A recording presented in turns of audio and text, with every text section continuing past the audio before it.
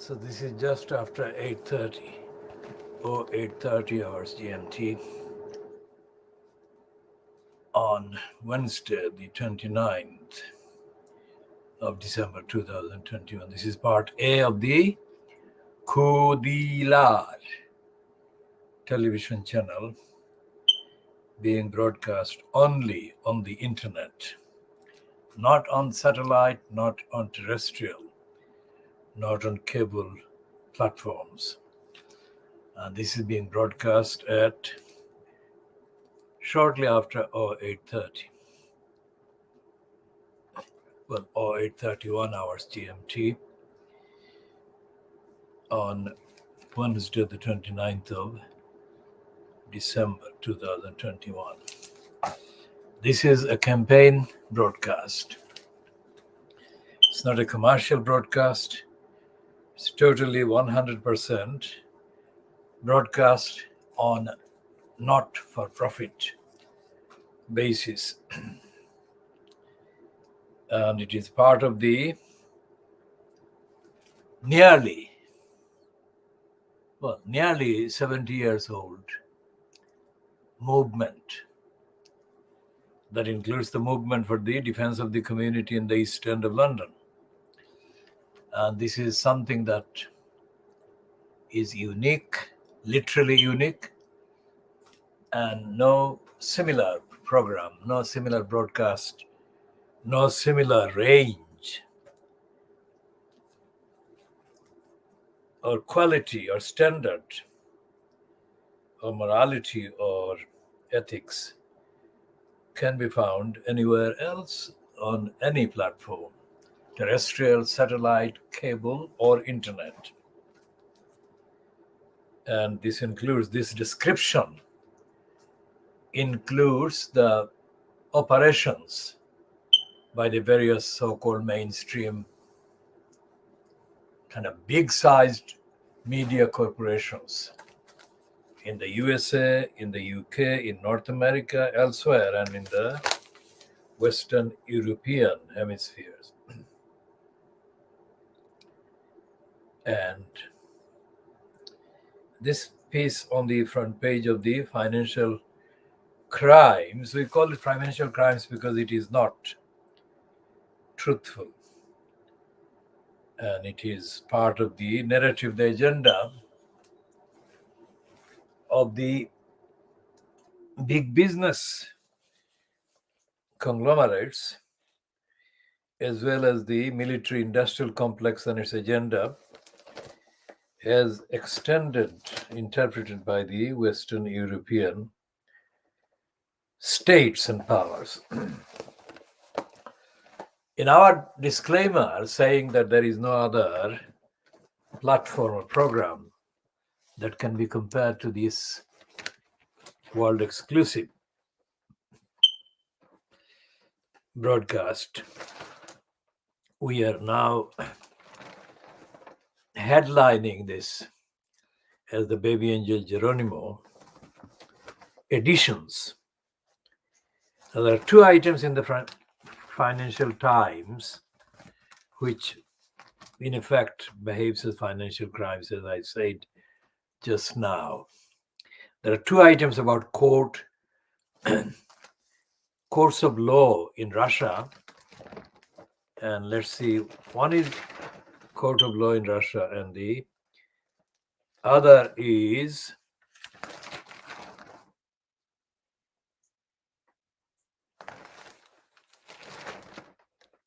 German court. Now the German court item is classed as intensive care, and its heading is German court defends disabled rights in COVID triage cases. Now this is a very rare topic and very rare headline in the Financial Crimes. Indeed, rights of the disabled is not something that the Financial Crimes operates to defend. So this is a very rare, exceptional piece I shall go into that in due course in this edition. Because this edition, as I said, this is part of the BabyAngelGeronimo editions, which means that in the examination diagnosis of Fleet Street as a colluder to the depraved cabal fronted by Boris Johnson, we have factually, evidentially, contextually examined over the last few months the behavior of three separate so-called High Court judges. First of all, it was a liar called Murray. Murray was the first one, and then sequentially, chronologically, it was Griffiths, and the latest one has been Stacey. All three separately kind of sitting High Court judges in England have behaved as rubber stamps for the corrupt cabal fronted by Boris Johnson, who has been fronting the crook, depraved Defra fronter George Injustice Eustace. So when the financial crimes emphasizes the Russian court, and then it says shuts, the shutting is the core event in the headline or the heading. Russian court shuts civil rights group. Now that is a very emotional, kind of powerfully constructed sentence intended to put the maximum blame on the Russian court, which is doing exactly what the High Court did in its three separate rulings against the BabyAngelGeronimo, and as continuation extensions of the agenda articulated by George Injustice Eustace, based on the lies and criminality and the cruelty and injustice constructed by the chief veterinary officer, a woman called Christine Middle Miss. Christine missed the middle of the truth, the center of the truth, so she missed. So that is what the rulings by Murray, Griffiths, and Stacey did. What the financial crimes is saying, the Russian court has done in this report. So Russia's Supreme Court has ordered the closure of Memorial, the country's oldest civil rights group, after prosecutors accused the organization of failing to properly label itself a foreign agent and suggested it was depicting the Soviet Union too negatively. So it's a clear political agenda. There is no pretense of the separation of the organs of the state. Whereas in the UK, there is a pretense. And the pretense was persistently exposed by the criminal collusion by Murray, Griffiths, and Stacey against the application for various aspects of the applications made on behalf of BabyAngelGeronimo to look at the evidence of the state of BabyAngelGeronimo's health according to due process, according to rule of law, according to transparency, and all the other supposed criteria, which were all flouted by Murray, Griffiths, and Stacey. We shall come to the details of the updated kind of details, or updating details, in due course. Now, let's read this one again. This is a byline to somebody said to be datelining from St. Petersburg. It's somebody called Polina Ivanova. Russia's Supreme Court has ordered the closure of Memorial, the country's oldest civil rights group, after prosecutors accused the organization of failing to properly label itself a foreign agent and suggested it was depicting the Soviet Union too negatively.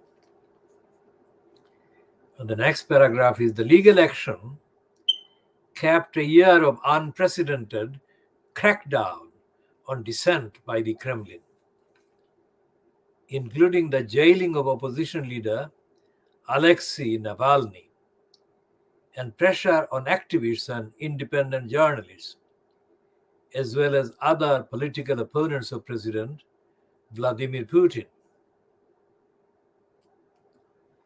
Two former local leaders of Navalny's movement were detained yesterday. Memorial, dubbed Russia's conscience by some, has worked since 1989 to document and preserve the memory of Soviet atrocities, from mass executions in the 1930s to the many millions of people who went through the Gulag forced labor camp system. The group, which counts Nobel Peace Prize winner Andrei Sakharov among its founding members, was accused by government prosecutors last month of breaking a law requiring it to label its publications and online posts as having been produced by a foreign agent. The government has said the law protects Russia from covert foreign influence. Many non-government organizations, media outlets, and journalists are now required to display the label on each of their Twitter and other posts. Memorial, designated a foreign agent in 2016 by Russia, has denied failing to mark its materials properly. During yesterday's Supreme Court hearing, State Prosecutor Alexei Zafarov accused the civil rights group of being too negative about the past and suggested it was doing so on the behest of foreign donors. Memorial creates a false image of the Soviet Union as a terrorist state. Zafarov said before the verdict in comments yesterday by the Novaya Gazeta newspaper. Memorial has said it will try to continue its work, which includes archival research into the activities of security services during the Soviet era, including the KGB, where Putin once worked. Putin has said that Memorial has supported extremist groups. It's an accusation also levied by Russian authorities against the Memorial Human Rights Center, an affiliate, and documents contemporary abuses and maintains a list of political prisoners. It also faces liquidation in a parallel trial in a Moscow court today. That is Wednesday, the 29th of December 2021. Now, all the elements, all the activities, and all the kind of disciplines covered by the work of the memorial organization are treated, of course, as being too serious for the image of Russia as fronted by Vladimir Putin. That is an issue that is worth, if not trillions, hundreds of billions of dollars equivalent in terms of business, in terms of reputation, in terms of reliability. Now, in the UK, in the High Court, contrary to what David Neuberger claimed in July 2017, the common law devices that Neuberger boasted about when he acted de facto as a prostituted judge, serving the propaganda purpose of the Brexiteers, that the common law devices, David Neuberger effectively meant that the UK's, quote, common law devices had been hampered, held prisoner, and been obstructed by the UK's continuous membership of the European Union. That is a lie, but that is what Neuberger said, and the Neuberger's statement was paraphrased in parts, but he was also quoted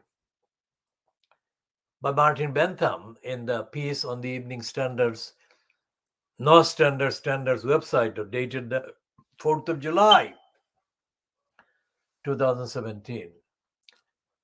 Now, quite apart from the general prostitutional promotion of the so-called common law devices, the inherent built-in kind of corruption of the English judicial bureaucracy is to be found in the fact that any appeal from a so-called lower tier of the court to a higher, so-called higher tier court can only be justified if there was, or there has been, or there can be shown a legal kind of defect in the decision in the process of the court appealed against.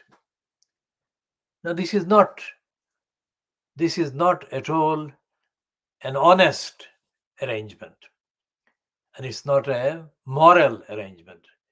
It's not an ethical arrangement, and it is not an arrangement that conforms to the universal criteria of due process and rule of law.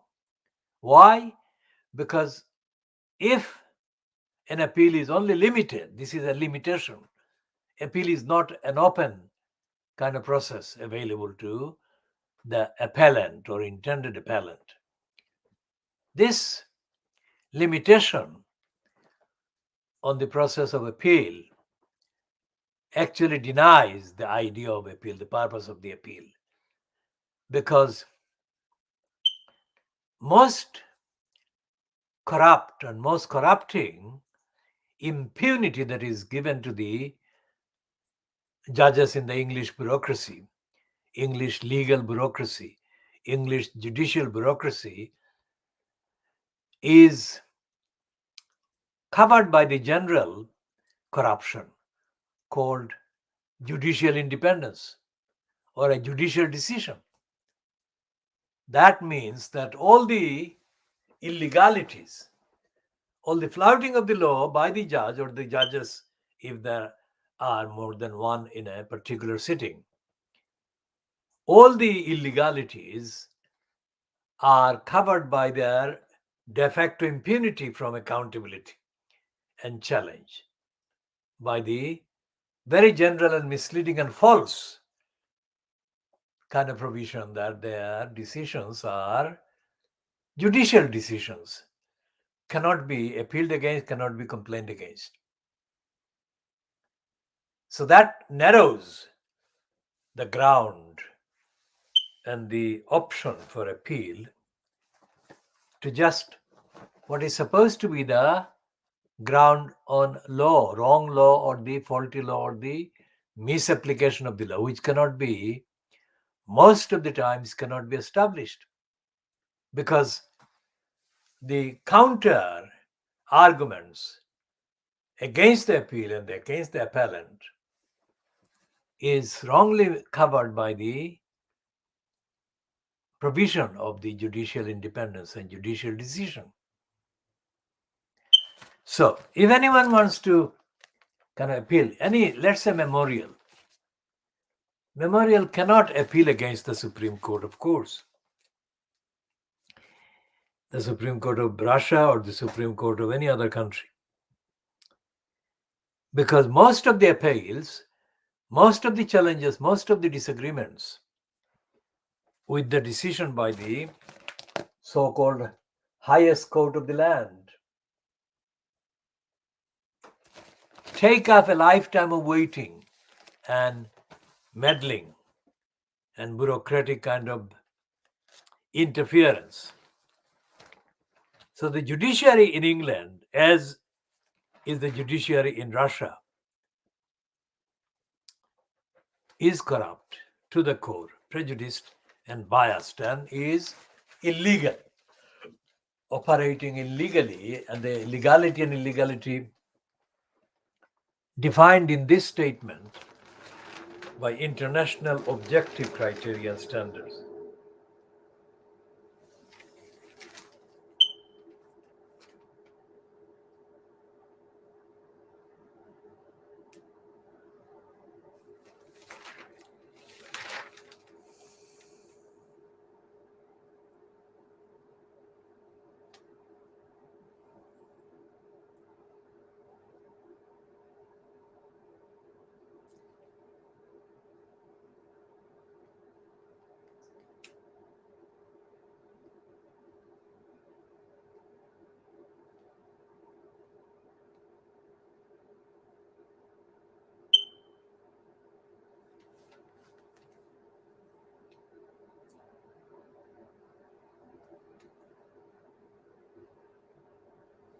And here is the editorial in the Financial Crimes today. Again, which actually acknowledges in a kind of indirect way the congenital lying personality and congenital illegality, career illegality, and corruption of Boris Johnson. This is the heading that the Financial Crimes has not run ever before. Johnson's disregard for checks and balances. Now, remember the suspension of Parliament by Boris Johnson, who carried out the suspension by lying about the role of the monarch. Because instead of him presenting the kind of proposal to Brenda, who was in Scotland at the time, Johnson sent the other congenital liar, Jacob Rees-Mogg, with a message containing lies and falsehood and misstatements to Brenda for her signature. So that is not in the headline, but let's see if the contents directly or indirectly refer to Boris Johnson lying to the monarch. The UK government has little respect for the limits on executive power. Now, this is also reminiscent of the piece by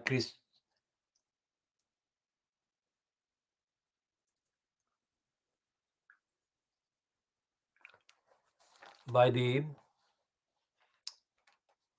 Financial Times, a senior reporter, who published on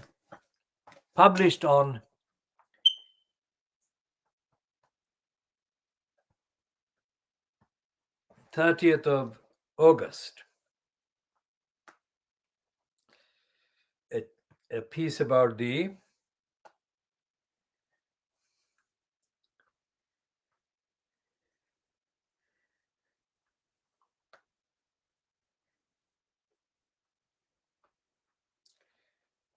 abuse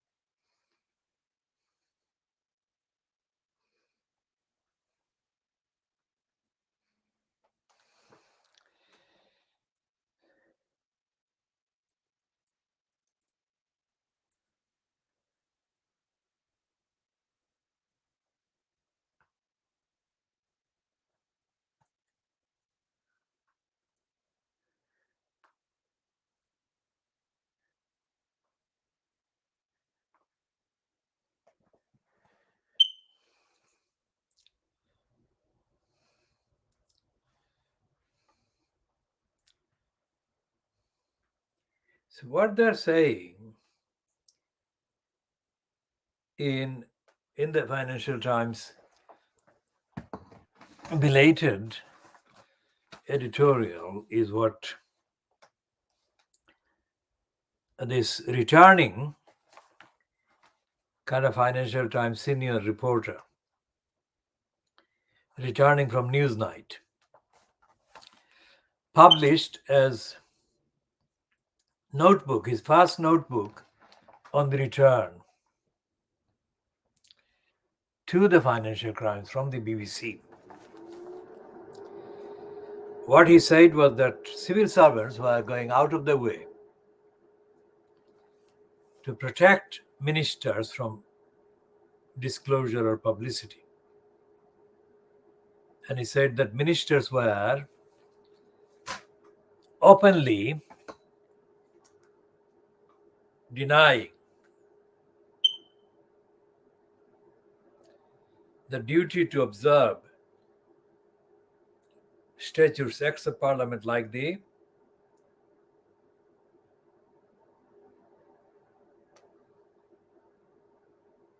freedom of information.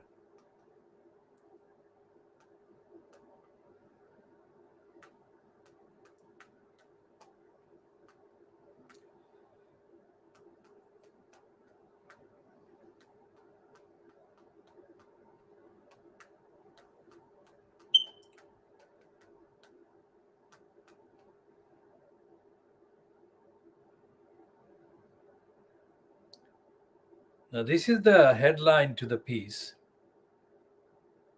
Byline to Chris Cook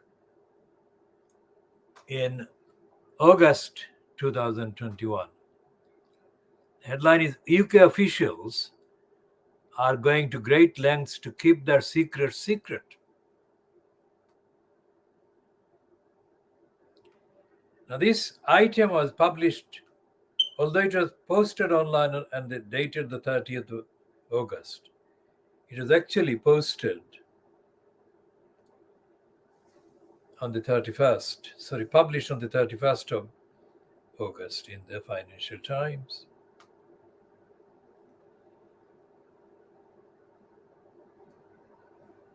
And Chris Cook's piece was followed by a piece similar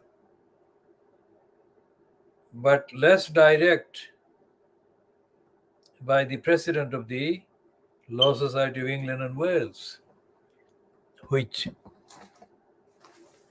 kind of in a style reminiscent of The Guardian, timidly stated the concern that lawyers had, that is, licensed law traders had, about the UK state breaking the requirements of rule of law and due process. So those are the statements that I just put in the context as background. So let's read this piece headed Johnson's Disregard for Checks and Balances. This is the Financial Crimes not mentioning Chris Cook or the Law Society president, but effectively referring to the effects, the narrative, the agenda.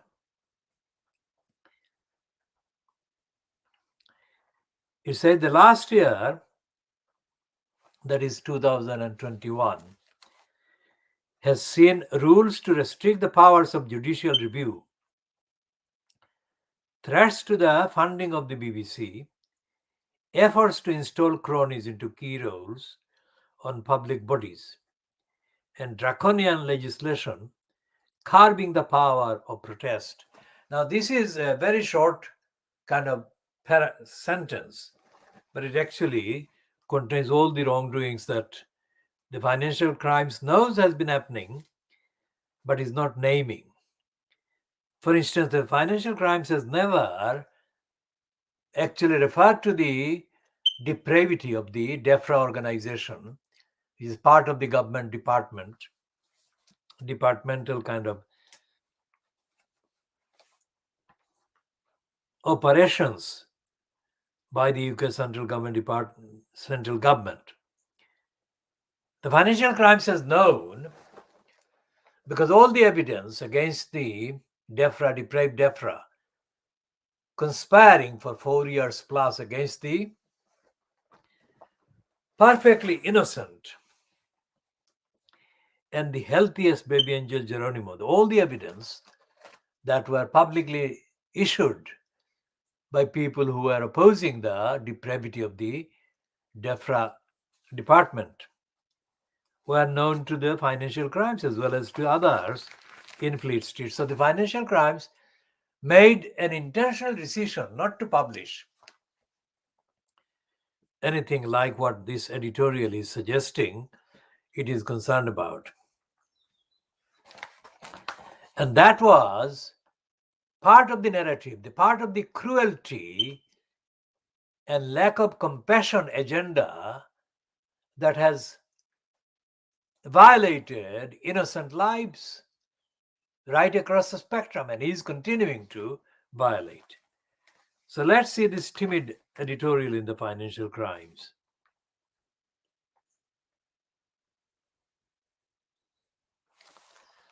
And in the penultimate paragraph, that is the paragraph before the last paragraph, the Financial Crime says, the adage runs that the price of freedom is eternal vigilance. Well, the more popularly cited version is the opposite way. Constant vigilance is the price of liberty.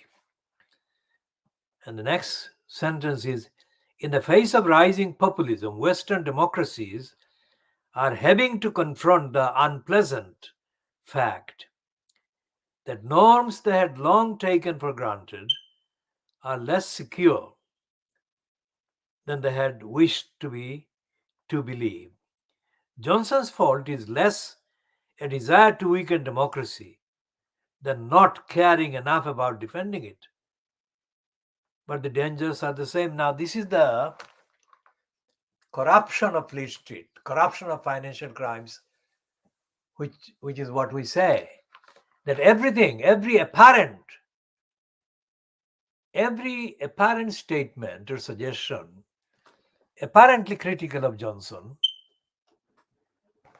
as the congenital liar is then contradicted by something else in the same paper, same article, same copy, which is what is happening here.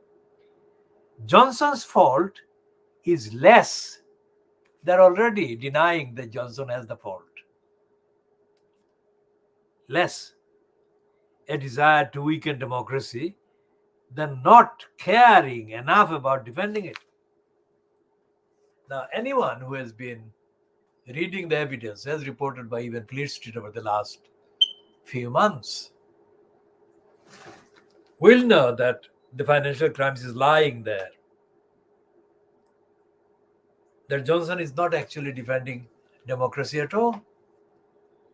And Johnson is intending to undermine, scrap democracy, which is what happened when he suspended Parliament.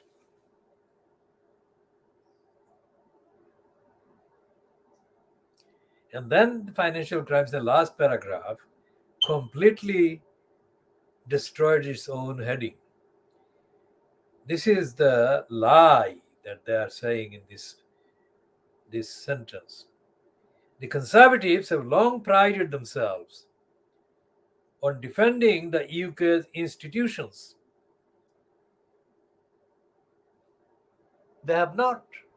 That's the whole point. And the financial crimes makes its lying even worse. It is time Tory MPs lived up to that reputation and curbed the careless instincts of their own leadership. It doesn't name Johnson.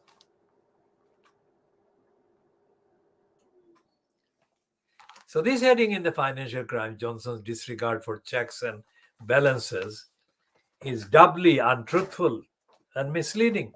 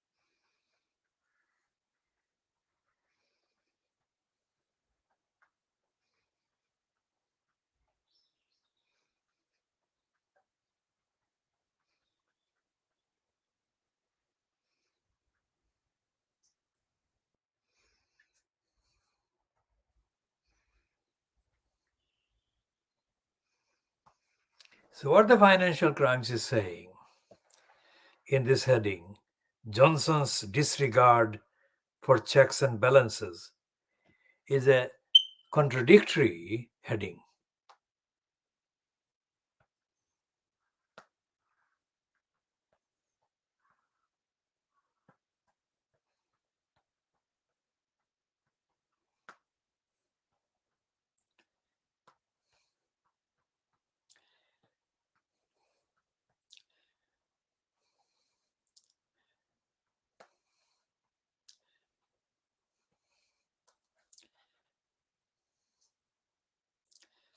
Because it says the leadership. It's not the leadership, it's Johnson himself.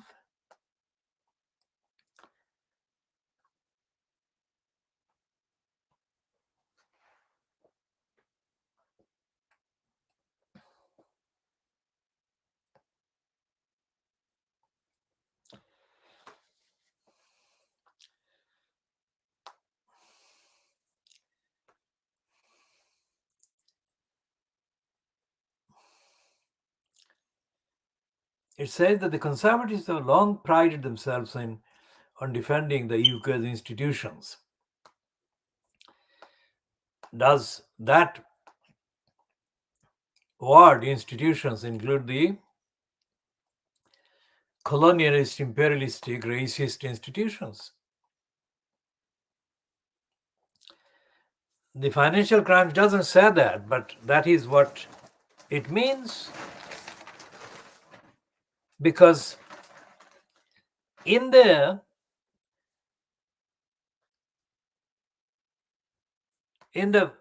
behavior by this government in contempt, in contemptuous disregard, not just for the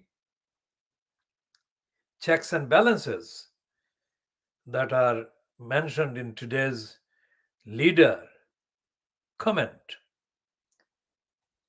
The UK government, despite being signed up to the international treaties that uphold the objective international values that are denied by the likes of the UK. And there is no difference between the conservative so-called and the so-called opposition. In the UK, our point is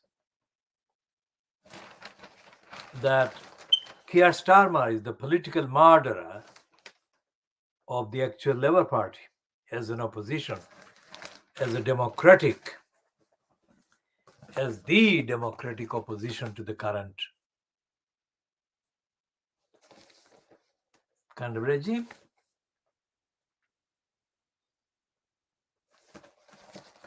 And there is nothing in the Labour Party's stance on anything that actually represent an active democracy, active accountability, active moral accountability.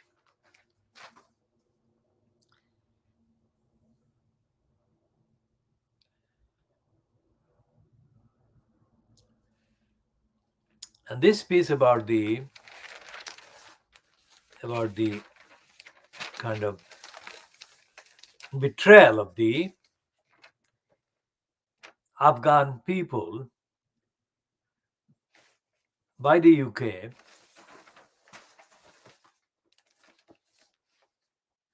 this piece is actually mentioning the Foreign Office as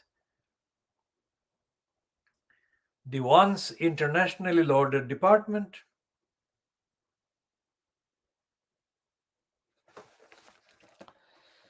Now, that is a fantasy that is not realized by reference to the behavior of the FCO before. And the financial crimes says that the FCDO, which is what the FCO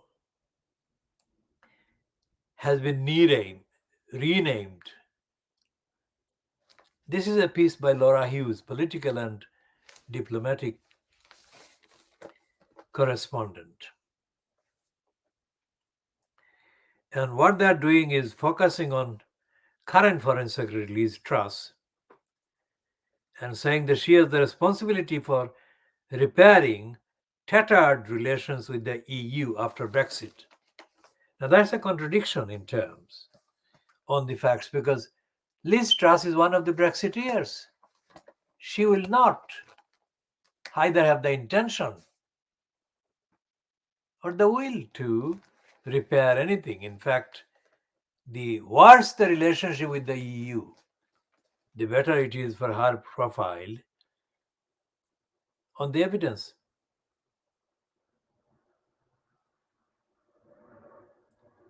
But there are bits and pieces in the piece. Austerity drive takes toll on Foreign Office that are factually correct.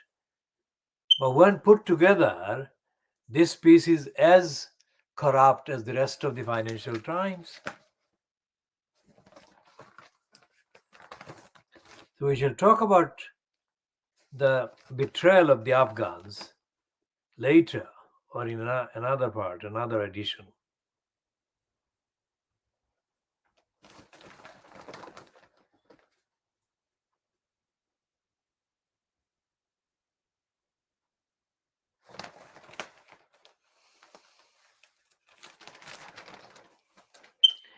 The lying statement by David Neuberger about common law devices, the lying assertion is exposed in the fact that there is no common law. There is no common law guarantee, there is no common law route for remedies by the many, by using the common law devices and the common law adherent judicial bureaucracy in this country. There is none.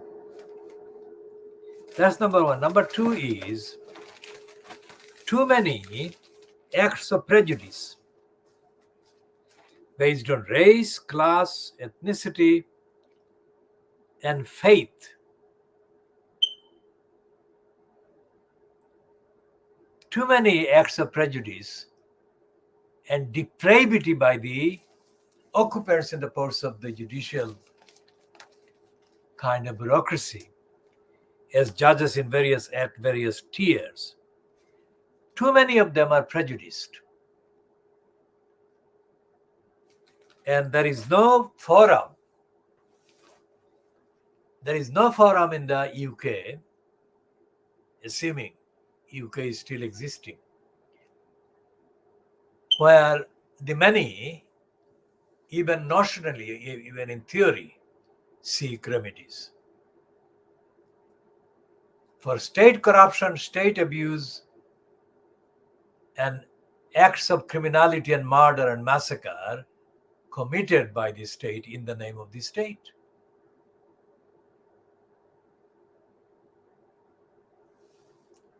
And the licensed law traders individually are not fit for license,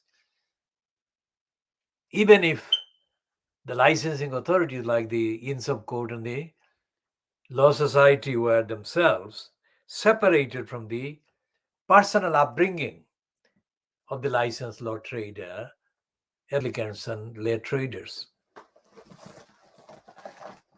And there is no alternative. So, when you look at the actual evidence, the actual behavior, actual role of the judicial bureaucracy, you find there is no justice in it anywhere. So we go back to the financial crimes piece about Germany, where the German court is defending disabled rights in COVID triage cases. Germany's highest court, that is the Supreme Court equivalent, has demanded greater protection for disabled people in COVID-related cases of triage, when doctors treat only those patients with a greater chance of survival and abandon others to their fate. The Constitutional Court told Parliament to legislate to ensure that people with disabilities are not discriminated against in the allocation of intensive care treatments that have become scarce as a result of the pandemic. So this is an admission by the Constitutional Court of the corruption in the German system and the German kind of medical or health system.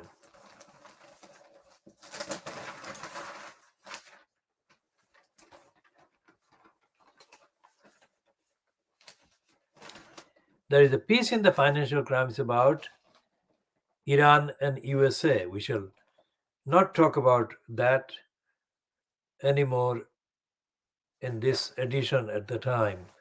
Let's move over to the other Fleet Street papers.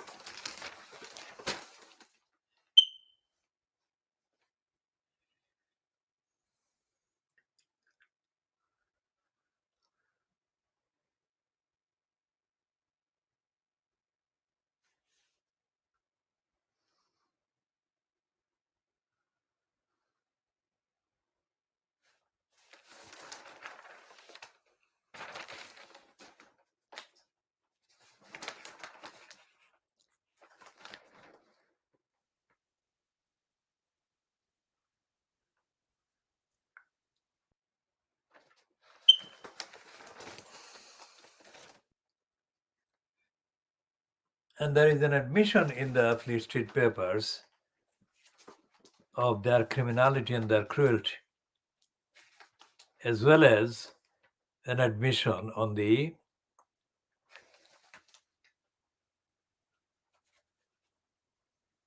not fit for purpose professionals called the vets, veterinary surgeons.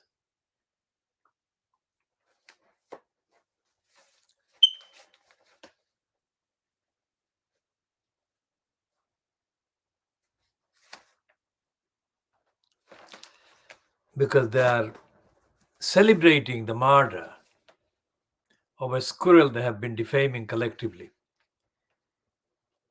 as the psycho squirrel.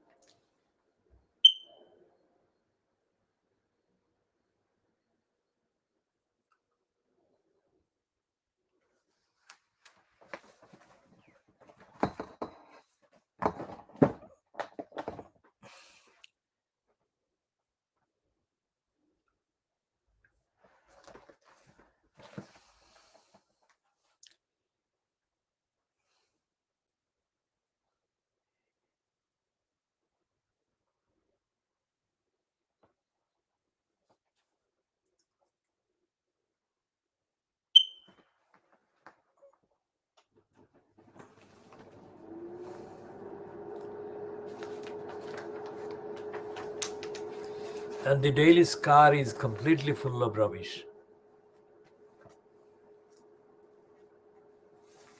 It's more rubbish as compared to the other ones carrying the rubbish.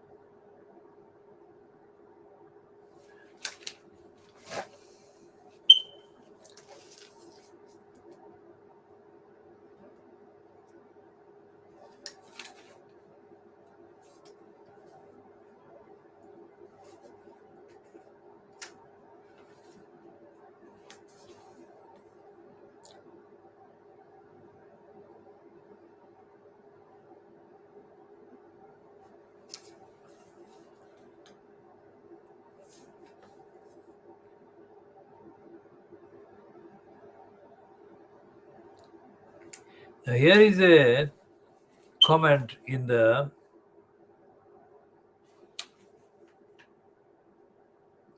Times on page 12, which is headed Afghan exit will backfire on West, warns Gordon Brown. It says Britain's withdrawal from Afghanistan risks creating a new generation of terrorist insurgents and fostering extremist sentiments against the West. Gordon Brown has said. The former Labour Prime Minister described the situation in Afghanistan as harrowing and said that the West was sleepwalking into the world's biggest humanitarian crisis of our times.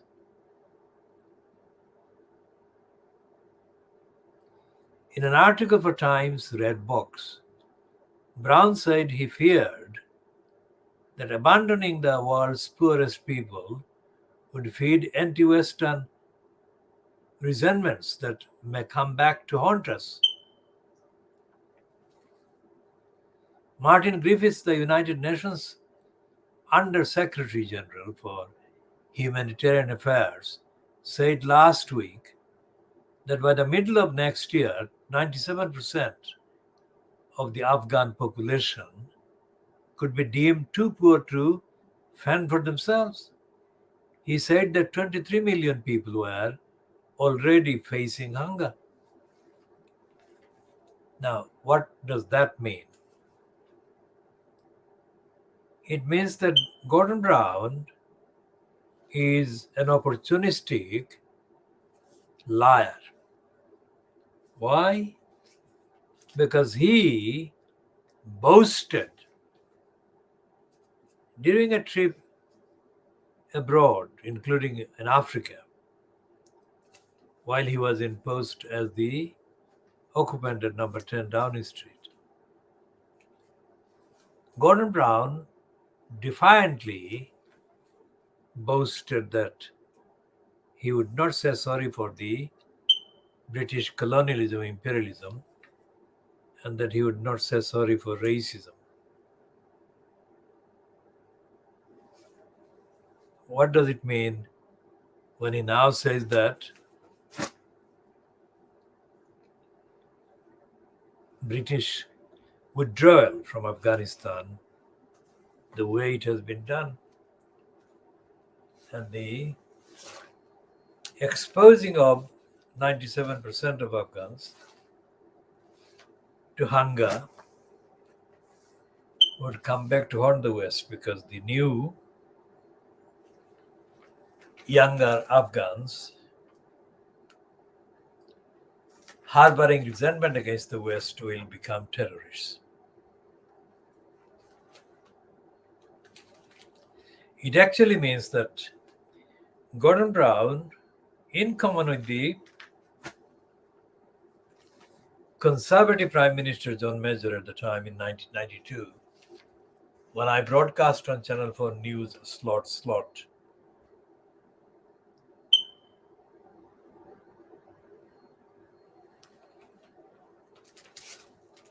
when I said that the origins of the vast majority of people wanting to migrate to the West in order to avoid hunger and other life-threatening situation in the countries of origin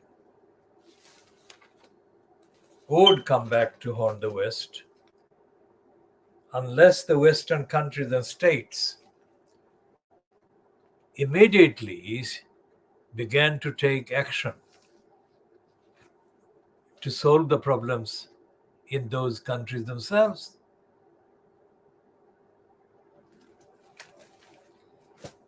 I have said this 29 years ago. I said this, and for the following 29 years, the behavior, the actions of the states, including the actions of the UK,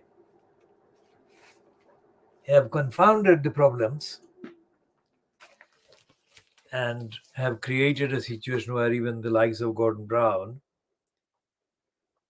is admitting something that he would not have admitted at the time when he said boastfully that he was not going to apologize for British Empire. This is the British Empire, the fault of British Empire that he is now condemning about Afghanistan. And he's only condemning that because Gordon Brown wants to project himself as a player on the international stage. He has always done that. But he has done that in the mode of the Guardian, half right and half wrong, but persistently racist, as we have summed up in the tweet posted on our Twitter account earlier today. Would Gordon Brown agree to respect the people of Afghanistan in terms of their religion, in terms of their faith, in terms of their culture? I doubt it. And until and unless the likes of Gordon Brown and the United Nations High Commissioner humanitarian issues stop proselytizing, stop equating the poverty and hardship and famine and hunger in countries like Afghanistan with the absence of Western values, the absence of colonialism, absence of Christianity, let's say. So the Fleet Street Papers and Gordon Brown, the likes of Gordon Brown and the other politicals, are following the same narrative, the same agenda, the same criminality. And there is nothing to challenge any of that. There exists nothing within the UK kind of political system, so called.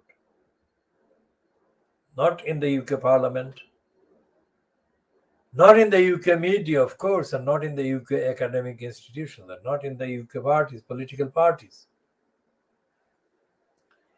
Is there even a consistently running evidence for a moral, ethical, accountable, just, and equal and fair society? This piece attributed to Gordon Brown is not a piece that supports the idea of universal humanity, universal justice.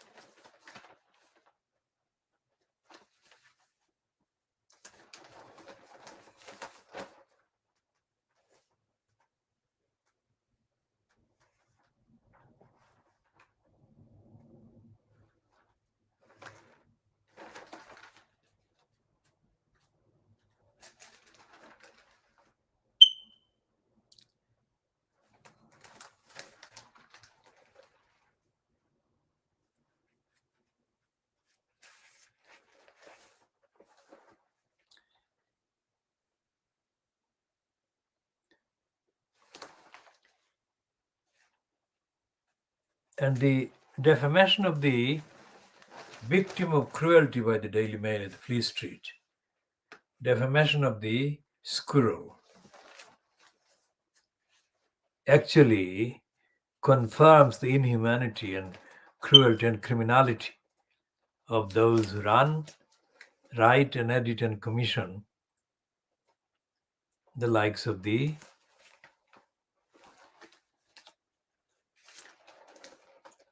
piece in the Daily Mail.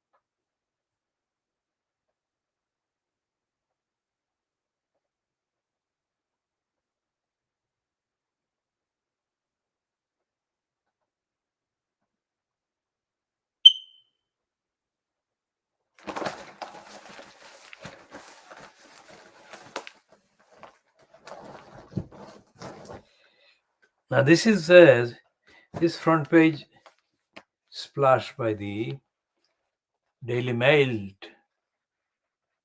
newspaper is typical of the contradiction that Fleet Street is. Hospital cases climbing. A serious illness from Omicron remains lower. So where are the hospital cases coming from?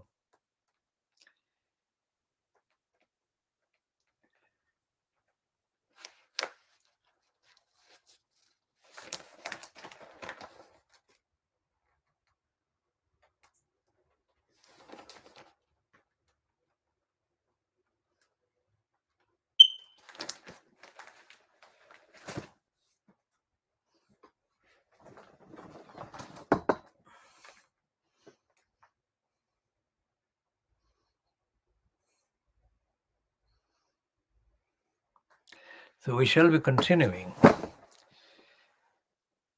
in the next editions accordingly.